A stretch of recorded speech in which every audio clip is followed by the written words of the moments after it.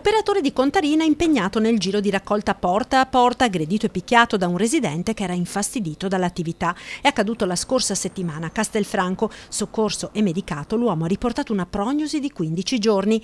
Per la FIT CISL l'episodio è la goccia che fa traboccare il vaso, con lavoratori esasperati e, si legge in una nota, spremuti come limoni. In pratica i carichi di lavoro sono diventati insostenibili, ci sono persone che arrivano a lavorare, a fare ben oltre le 10 ore di lavoro al giorno, lavorando fino alle 5 del pomeriggio, e questo non è accettabile. Contarina, l'azienda che si occupa della raccolta e dello smaltimento dei rifiuti in 50 comuni della Marca, ha oltre 600 dipendenti. La CISL parla di una situazione difficile soprattutto per i lavoratori che si occupano di verde pubblico, tant'è che l'organizzazione sindacale ha presentato al giudice del lavoro una denuncia per attività antisindacale per violazione dei diritti dei lavoratori. L'udienza è fissata per il 14 marzo.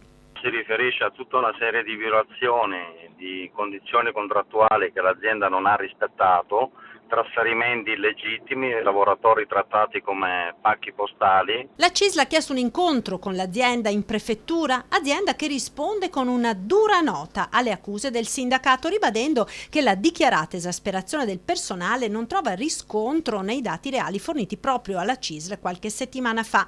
Contarina inoltre sottolinea di non avere ricevuto alcuna comunicazione sia rispetto allo stato d'agitazione che all'avvio della procedura per la dichiarazione dello sciopero e di aver investito in sicurezza e formazione 500.000 euro l'anno. Vista la gravità delle dichiarazioni, conclude la nota di Contarina, l'azienda si riserva di adire alle vie legali.